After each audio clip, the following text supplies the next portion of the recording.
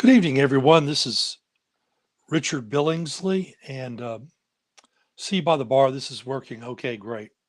I'm Richard Billingsley, president of NWA Go, and you're on the NWA Go YouTube channel, and we're having a live stream. And tonight, I just want to try a different time, see if it was more convenient for people to come and join us while we uh, shoot the video and ask any questions that come up while we're talking. We do have a donation button up here. Uh, if you could read QR codes on your camera, that'll take you to the donation. And you can donate, I think, on a live stream. It's pretty much any amount, like a buck or 5 or 10, whatever. So that helps if you're watching a live stream with us. Um, then it is much appreciated, and that's one important way NWA Go has for raising money, which we need for a lot of different things. We have a lot of administrative needs, paying for this live stream software. We want to buy professional Zoom meeting software in case COVID gets worse, and I'm sure it will. I'm very much afraid it will. So anyway, please like this video, subscribe to the channel, hit the notification bell. Um, we have a website, www.ozarkrailandbustransit.com. It's our old name. We are in the process right now of upgrading our name to NWA Go. But you can go there, scroll down about halfway. There's a donation button on the um, website also. And someday I promise I'll get good enough that I can uh, have that up here too. But right now we have this one. So it's good. I've got our one and only Amtrak um, route up here on this inner panel, just to emphasize what we're looking at here, what we're dealing with. This last weekend, I attended via Zoom the uh, the Rail Passengers Association Rail Nation National Fall Conference. They held it in Meridian, Mississippi, and boy, I really wished I could have gone, but many of you know, I'm still recovering from knee surgery, and it just wasn't possible for me to travel. Um, One thing I didn't think of that I could do um, is fly to New Orleans, catch the City of New Orleans Amtrak train, and ride it to Meridian. You get off downtown. I could have gone to a local hotel within walking distance, and then uh, at the end of the conference, ride the train back. And there were a number of my fellow conferees who are doing this, ride it back to New Orleans and fly back home. Honestly, I was thinking mostly I would have to drive because there's no airport there. So I'll know next time, and I may end up going to Meridian. It seems like a very lovely place. So anyway, what they were talking about in the fall conference was advocacy and the need to become uh, regional advocates, not just rail advocates, which really applies to those of us here in NWA. Let me get started here and go over some of the panels very quickly and tell you a little bit about what's happening. I'm going to plug in my computer, my laptop here. So the first panel was headed by Amit Boyce. I hope I'm pronouncing his name correctly. Side note, they had some horrific technical difficulties during the Zoom uh, portion of the conference. And even during the conference, even if I had been there, I'm a little hard of hearing. And, they had problems with the mics and all kinds of things they usually don't have. I don't think it was all the rail passengers' staff's fault. Um, so you go to these poor southern towns, and sometimes you got to work with what you have. So, but not knocking Meridian. It sounds like a lovely place, and they were so nice, and you could tell very sweet people, just as sweet as they could be to the conference, happy to have them there. And I have to wonder if we had a conference like that in Rogers or Fayetteville, if they would feel as welcome. And it's a challenge. I'm not criticizing, but it's a challenge to us to always extend real hospitality to all our visitors. So anyway, they had the mics cut out. I missed some things, so I missed Mr. Boyce's name. I've seen him a couple of times. I should have recognized him, but for whatever reason. But he was talking about um, the impact that the Investment in Infrastructure and Jobs Act is having on Amtrak. I mentioned in my last live stream that Amtrak is receiving $66 billion, or it was uh, proposed for over 5 years for Amtrak to buy new rolling stock, meaning new train sets, upgrade railroads, rebuild them, just all kinds of different projects to help passenger rail run much more smoothly in this country, and we really need that. There was also money for CRISI, CRISI. It's for improving air quality. Now, we don't get that here in NWA. If you look at the Weather Channel and you look at air quality, it's usually good or very good. So if it ever stops getting really poor, we would qualify for that money. But that money rebuilds tracks and bridges, and it purchases battery electric trains in order to reduce CO2. Of course, if you look around here, we're very green, lots of trees. Um, I'm sorry to see that they're really cutting down the wild virgin forest that we had in Markham Hill area. That was 144 acres. It's all going to be developed and paved over, and that's just a shame. And around our area, of course, we're building out, we're spreading out instead of building up. We need those taller buildings that have a mix of retail and residential in them, and that would that would help a lot. There are people that prefer to live that way, and that we could attract here. And I'll get into that in a minute. There's a certain class of professional people we want to come here. That's the way they like to live. They want to bike everywhere and walk down to the store and walk over to the coffee shop and then walk into their apartment. It's spacious enough for them anyway, and be very comfortable. And they don't want to have to drive very much, if at all. And I know there are people who love to own their own home and have a yard and have the big pickup truck. And, people are free to do that too.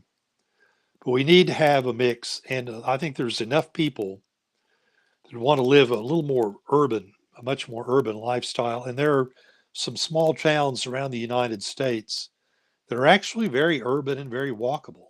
And it's a policy decision, which we'll get back to on that.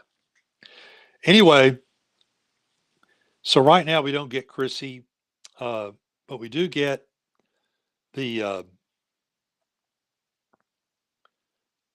the railroad elimination crossing money, uh, and I talked about that before. It saves lives. primarily, the more railroad crossings you have, the more opportunities people have to try to beat trains. And when you don't, you die. And sometimes people don't, but they're not in great shape. So, um, you're on permanent holiday, I guess, after that, but not in a way you would like.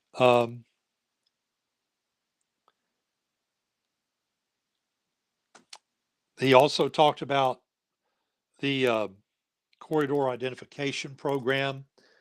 Now, we didn't get in last year, but uh, actually, that's not a one-shot deal. From time to time, they'll open it up. They'll open it up this year, maybe the first part of 2024, and we'll see about getting in. Now, this is where becoming a regional advocate really has to work.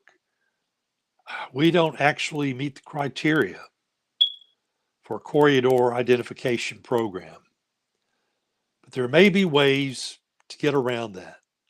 So we'll get back to it. The problem is right now,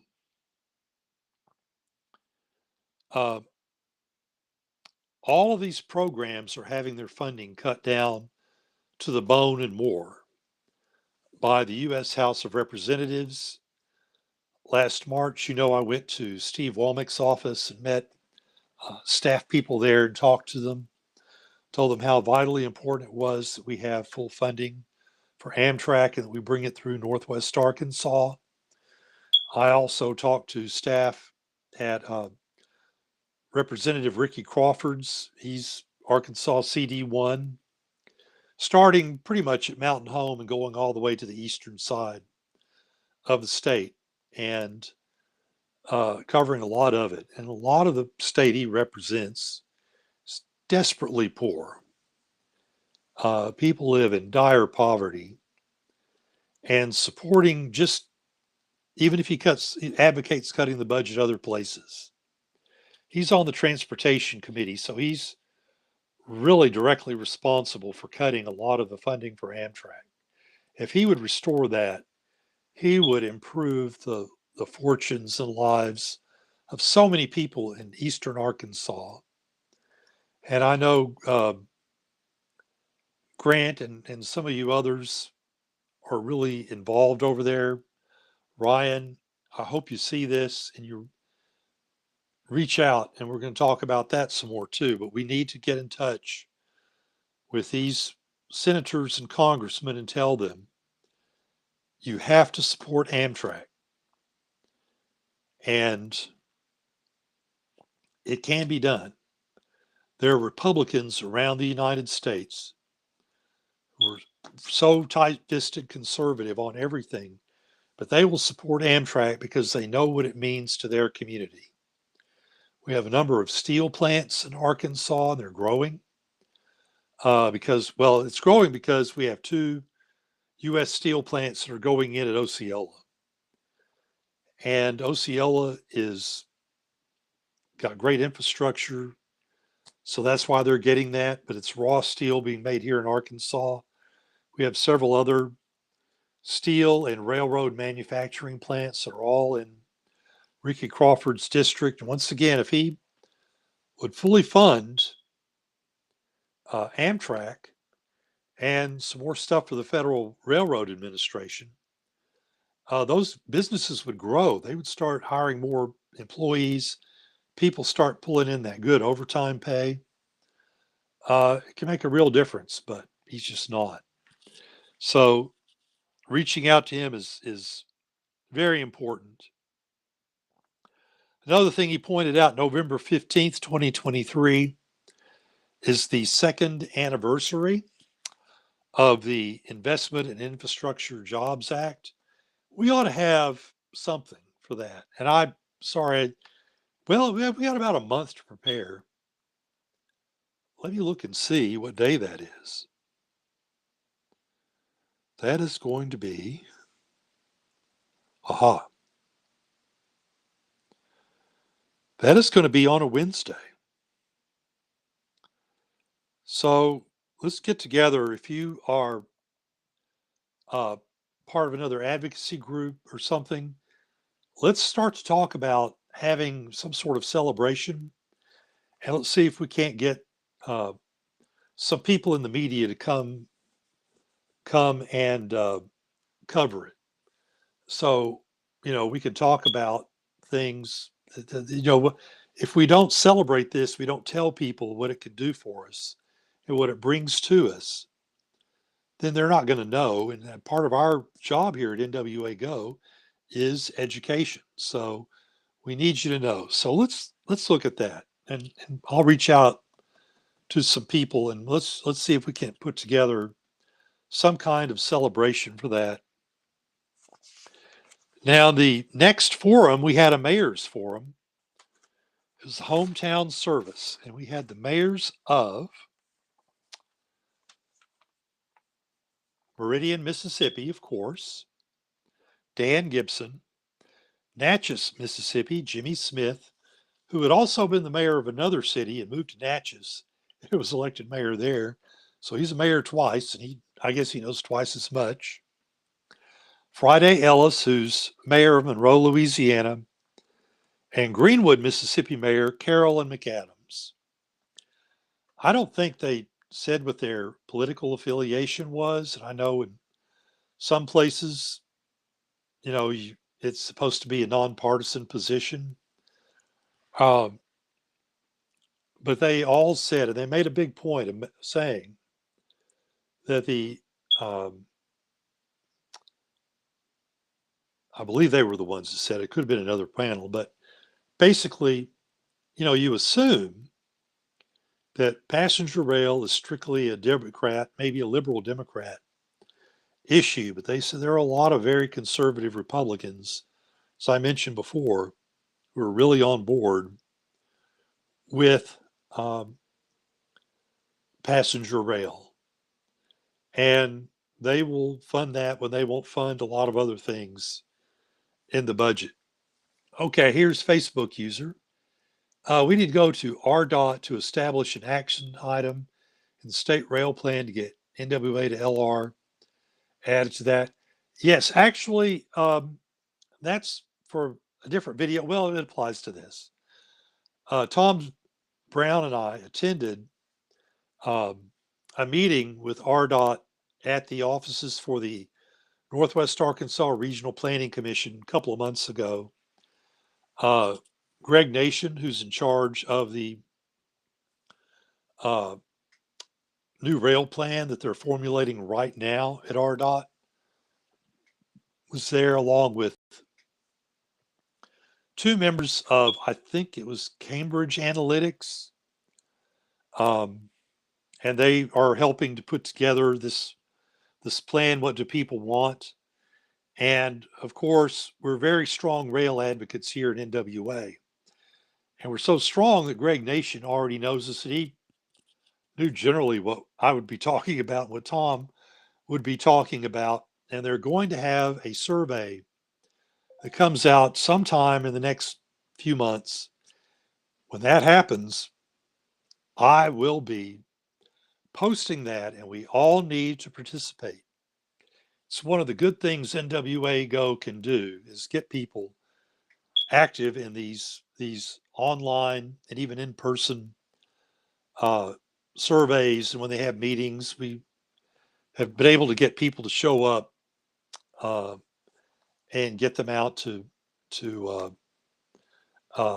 state what we want and make sure they know. And it makes an impact. They're like, wow. And I think I told a bunch of people before when I went to Washington and I talked to the staff. One of them was like, we didn't know the folks back home cared about this. I said, they really do, more than you know. Of course, all these elected representatives on every level of government, if we don't speak to them, if we don't talk to them, all they hear from are the lobbyists. So, sobering but true. And some people don't like to be told that. They don't like to be told to go out and vote. But it's an all hands on deck situation on many levels, including for passenger rail. So we've got to get out and vote our conscience for that. So anyway, when you do have effective local leadership, and you can get money for passenger rail. Um, you get money, and I found out that Mississippi and Alabama are receiving $178 million to prepare for Amtrak service. They also have a Southern Rail Commission, that's a regional railroad commission, um, that works to bring passenger rail to those areas in the Deep South. I've mentioned before that part of the corridor identification program, one route that's been identified, yes, in the Facebook user said in the state rail plan, we also want them to identify an action item to reestablish passenger rail in NWA, and that's ultimately what I'm getting at. I'm giving you some background and foundation to talk about what we can do, and we'll get to that in a few minutes. But anyway, the mayors of Natchez, Mississippi, Meridian, Monroe, Louisiana, Greenwood, Mississippi, all lie on that new corridor that runs along I-20. I-20 runs east and west across the southern United States, and it runs from Dallas to Shreveport to Monroe, Louisiana, and then to these other three small cities in Mississippi. And it goes on to Birmingham, Alabama, and then you have to switch tracks and get on to Atlanta, Georgia. But that's what that rail corridor is going to be. And they are getting, for their part, these small towns are dividing up this 178 million to prepare. And they were talking about attracting new talent to their area. Hold on to your hats. This doesn't sound good. Remember how I said here in eastern Arkansas, there's vast poverty? Unfortunately, to too many of our elected officials, these are just poor people soaking up federal money, and so to heck with them. It's not true. They're pulling in people from Arkansas to move to Mississippi, Meridian, Greenwood, Natchez, and places in Alabama to help build up and prepare for passenger rail. See, people that live in East Arkansas and North and South and West Arkansas aren't just there soaking up federal money. These are people with skills and talent. They can teach school. They can weld. They can, um, do high voltage electrical work. They are program managers. And so they're taking their skills out of Arkansas in places where we need them to be and need them to be working and making really great professional wages. And they're moving out of state. And maybe they're sending a little money home, but they've got to live where they're going to. And we're just missing out. And that's what I want you all to understand. So let's see. What all four of the mayors said that they like about passenger rail, it brings people through the downtown area. And as you look at this Amtrak map for the Texas Eagle that goes through Arkansas, it goes through the downtowns of each of these towns: Walnut Ridge, Little Rock, Malvern, Arkadelphia, Hope, and Texarkana. People that live in a town don't necessarily like to be defined by, the fast food joints and the big uh, convenience stores and travel centers along like I-40 and I-49 and I-30. They like to have people downtown. It actually attracts even more business. Um, and that's where your towns really thrive and become to define themselves. And it's charming and makes it livable. Um, if people are moving downtown and they're involved, they have money to spend. you can start to rebuild these downtowns. You can build housing that people can afford to live in. So, I mean, that's what I was talking about a while ago. Build some really nice apartments over restaurants and shops and offices. Um, and it helps. It's something we can do here, but it's harder to do without that intensive investment in rail and even just mass transit, 24/7 bus system also. So um, rail leads to recruiting talent. That's where they mentioned Kansas are moving to Mississippi. They also mentioned that the city of Conway has been working on revamping its downtown.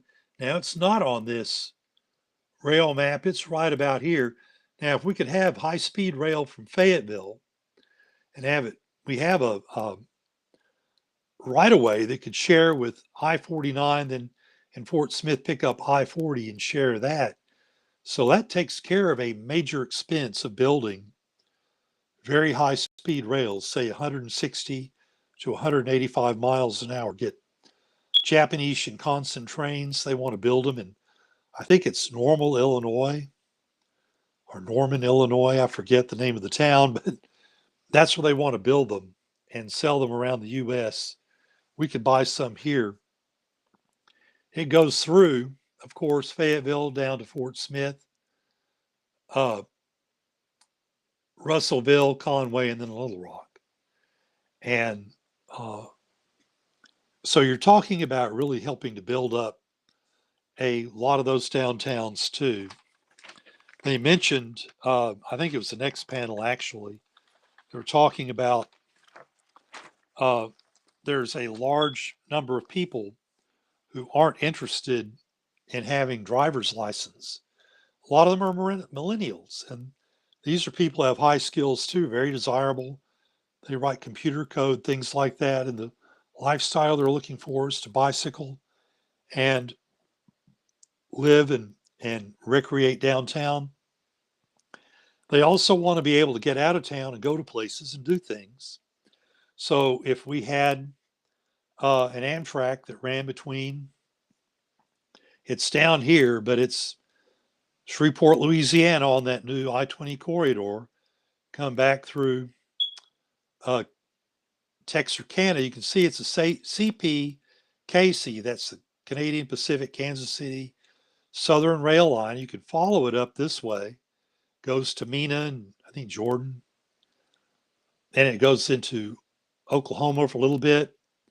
Then it comes back to Fort Smith, and you can pick up Arkansas and Missouri Railroad.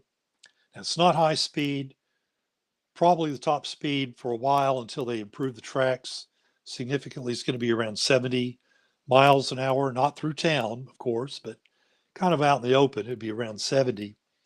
It goes up into Missouri, where you pick up CPKC again and go on up to Kansas City. So if you have that, you have a strong intercity, runs at regular uh, regular speeds. It could have the same station. Of course, you'd meet at the same station as the high-speed rail in Fayetteville. And if you had a light rail, it would also meet at that station. So that station would be a big convergence point. Uh, that would lead to a lot of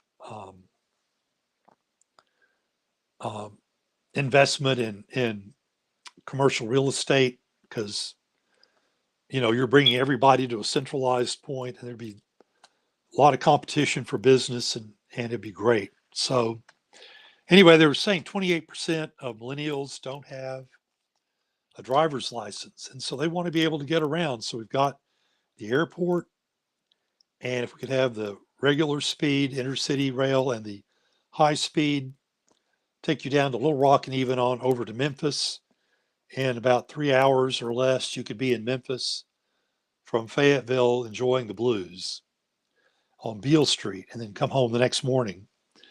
And it has to be fast and frequent. Now, the problem with the Texas Eagle, it's infrequent. It runs twice in the middle of the freaking night, once going north, once going south.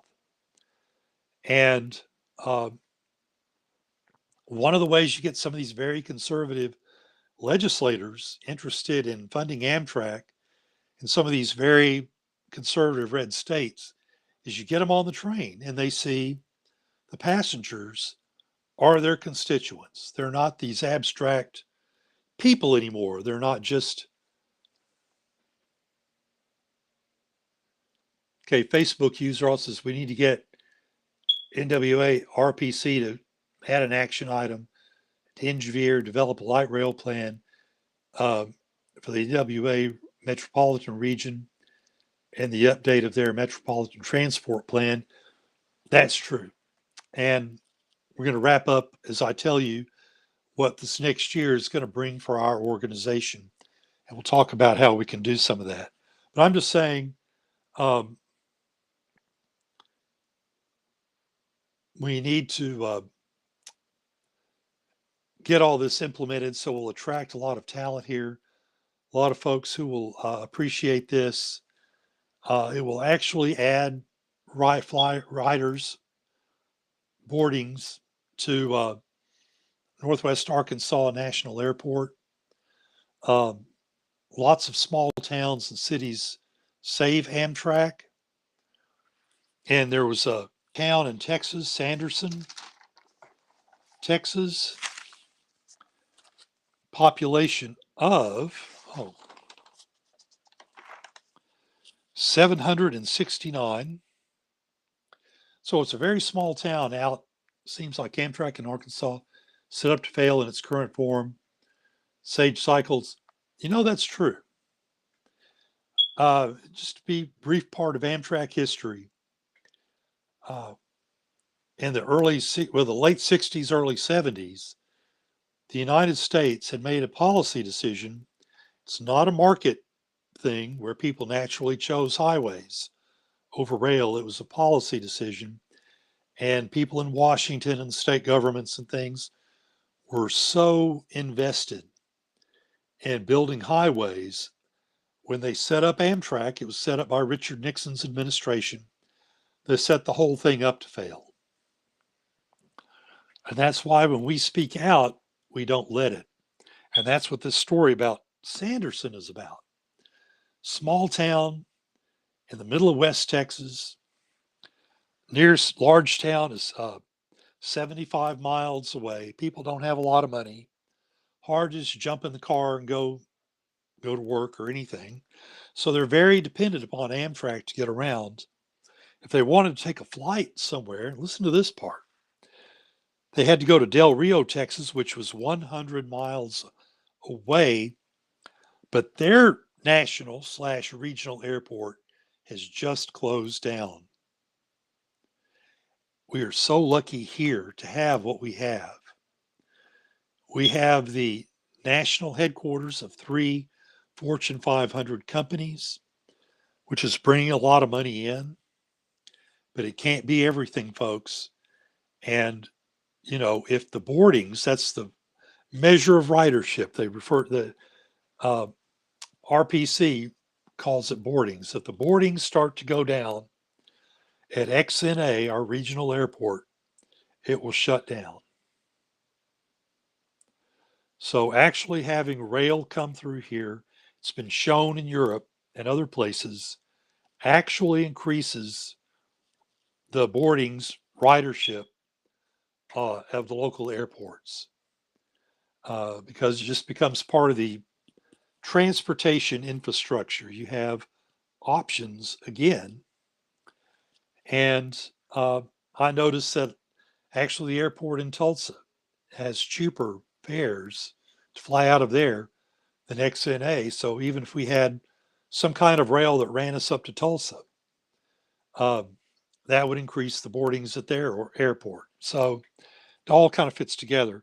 So Sanderson, the only way for people to really get around is to take Amtrak. 169 population. Their boardings, I don't think they said, but I think it's a pretty regular number. It's 198 boardings, and I don't think that's once a year. could be a month or once a week. Facebook user, more options, more involvement, of course. So Sanderson shows that small towns save passenger rail. So to become an advocate, this year we've been focused on just getting out and asking and meeting people. And I've met some people now. And while I'm off recovering, I'm going to start writing more emails and calling people. I know people in Ricky Crawford's office and Steve Womack's, and I'm going to call and say, hey, look, Steve Womack is on the appropriations committee. You got to fully fund Amtrak. We want it here, and it has to be fully funded so we can get it coming through here. Problem is, we are in a railroad desert, and so it's hard to get Republicans and other conservative Democrats are very conservative too. They can be really tight-fisted. It's hard to get them on a train and have them see just as regular people. Um, People riding from New Orleans to Meridian saw a lot of people that were just riding and they brought their lunch on board and they had a little paper sack with their lunch and the oil from their lunch is bleeding through the sack and they're waiting till they really get hungry to eat. It's their way to get around and it's the way people in Sanderson have to get around. And what happens is people in the mayor's office see that, okay? People on the city council know this because that's how they get around too. And they call the congressional representatives and they say, we have to have funding for Amtrak. You can't cut it off to 3 days a week. We need it every day because people in our little town of 1,500 take it into this big town of 50,000 for their job. And then they bring the paychecks from that job back to the small town of 1,500 and they pay their bills. They buy groceries. They buy gas for the car when they drive it or their pickup truck. Pardon me. So they are also very effective advocates. So that's why we need to make, in addition to the national relationships we might have, and I'll try to keep cultivating those. Let me turn something on here. We need to find advocates in uh, the mayor's office, JPs, the county judges, because they have the power to call. And when we call, it makes an impact. If we had 300 people call Steve Womack's office and say, uh, get in there and fully fund Amtrak, they would take a notice, and you may not do it, but they would. On the other hand, if you want to increase that, you want to leverage and make it more powerful, I think in the military they call it a force multiplier. So if we want a force multiplier, I need to make some, and we do. And you all know people who are on the city council. Talk to them and say, look, you represent me. I'm in your ward. Please call Steve Womack's office and get this funding back up. So that's what we're going to do this next year. It's no longer asking. We're going to develop relationships. We're going to start talking to people as we find out things about what's going on. We can say, hey, look, let's get some more money for this. And uh, and we have to keep it up. It's not like we want to pester them or anything, but we do need to keep reminding them because I know on the state level right now, it's just a storm. And that's putting it nicely. Actually, it's a shit show. Okay. So they have a lot to deal with, but we also need to remind them, we can't just react to some sort of dysfunction or something. We need people in there who are willing to lead and say it's time to fund this, it's time to take action. And so let's see.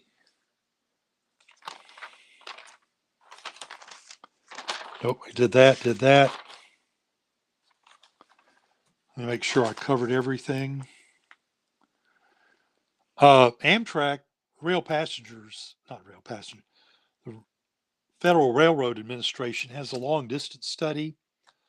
Let me look that up, and I want to see where they are on that. If they're still taking comments, I will put this video on our webpage and I'll post a link to that if it's still up and you can still contribute, because that matters too. When the Amit voice goes in front of the Transportation Committee in the House and in the Senate, says, we did this study and this is the results and this is what people say they want. It helps. It gives them ammunition to go out and get this funding. We have to become regional advocates. It's not just about railroads, it's about getting the best for Northwest Arkansas and improving our quality of life. Northwest Arkansas is left out of most rail maps when they do high-speed rail. They'll put Little Rock to Memphis in there, but not Fayetteville to Little Rock. And so we need to talk ourselves up. We need to remind people. We have around 600,000, or we did last year, and it's grown since then, who live in our area. The people say we're not dense, we don't have the density. Actually, if you look at the density map put out by the Northwest Arkansas Regional Planning Commission, there's a link in our pinned post on the NWA Go group page on Facebook. And you can look it up. There's a report in there about density. And I have a summation. Go through the summation, and I'll point out where we have density. In some cases, really big city density in our area. It's all very relevant. So don't let anybody tell you we don't have the density or we wouldn't have the ridership. There are plenty of people here already who would take advantage of this and make it well worth whatever effort and expense we had to put into to bring it here. And of course, all that money we invest, it doesn't just disappear into a giant hole. It expands. The infrastructure in the 60s that was built across the United States, the interstate highway system and all of it, every dollar increased by 6 times. So if you invested $1 million, you got 6 million in benefit out of it, and increased business and economic stimulation. And that's what it would do here too. And I keep saying that, but we need to hear this over and over. And when we talk to people, you're out having coffee with a friend. Oh, you don't want it? Yes, we do, because here's why. So let's do that. Kansas City, mentioning that, they're going to make it even more of a rail hub than it already is. So having that slower intercity train that goes up to Kansas City from here will be even more important. Now in Kansas City, you get to catch the Southwest Chief, which takes you kind of this way across the southwestern United States out to Los Angeles. And I think it also cuts over and goes to San Francisco. And then it goes up. There are a couple of lines, a couple of ways to get up to Chicago. And in Chicago, you'll soon be able to catch a high-speed rail from Chicago to the Minnesota Twin Cities. So, it's going to be easier and more feasible to travel by rail across the country. And that's what we want. So that's that. Does anybody have any questions or any other comments? This is taking a little longer than I had hoped. I'm trying for shorter videos because people watch those on the YouTube channel. If it's longer, they put it off or only watch a portion. We want you to see all of it. Once again, we've been getting some great donations. Thomas Brown has made donations. Thank you so much. Raymond Town, um, Mary Chapman. I may be mispronouncing your last name, Mary. Sorry about that. Susan Park Eck, and just so many others. I know there are others, and they're shooting out of my brain. I'm going to figure out how to keep up with donations. Someday we need to get a financial officer who'll do it, and they'll tell me, here's all the people donating. If we did a Patreon, which not a bad idea, I would have that information in front of me. So that may be what we do. We might switch over to Patreon for NWA Go. But all these folks and more have contributed. It is blessing. Thank you. Please keep it up. If it's only $5 now, if you're a little bit cash strapped like I am, don't feel any pressure. We don't need your money that bad. But if you have some extra, if we could get, 20, 30, 50 people contributing $5 a month, that would be beautiful. We have kind of a handful right now, and that's all. Um, State population projections indicate that in the rail corridor between NWA, MSA, and the Little Rock, MSA will have as much as 70% of the state population by 2046. And I respect those numbers, but respectfully, I've lived in Texas and I've seen growth like this. And we may hit 1.2 million, which is what I think no, it's over 2 million people in that corridor. And it runs all the way up through NWA down this way into Little Rock. If you can follow my cursor there, that'll be over 2 million people. But I think we'll hit it much sooner than then. And adding, great amenities like rail travel and having some diversity in how we do our real estate development will help. Factually, ocean levels are rising. It's between 2 and 4 inches. It doesn't seem like much. You think, oh, okay, the waves come up a little further on the shore. Actually, what happens is ocean water starts going in and pre-filling up Facebook, as much as 2.7 million. Yeah, I think I'm talking to Thomas Brown now. Hey, Thomas. Um, yeah, the what the ocean water does, it floods the rainwater drains and the sewer pipes. So if there's a heavy storm, that's what causes the massive flooding you saw in New York, and you see it in Florida especially. And there's some very rich people that live in Florida. Whenever there's a heavy rain, they end up walking around thigh deep, and I mean mid thigh deep. It's some really nasty water, salt water, sewage water, and the rainwater. And when they put all those lawn chemicals, so all those chemicals get caught up in that water too. It is just a toxic mess. And they're going to get tired of that. And they say we live in the mountains. And hey, look, there are rich people up there too. We won't be all alone. So we may have climate refugees.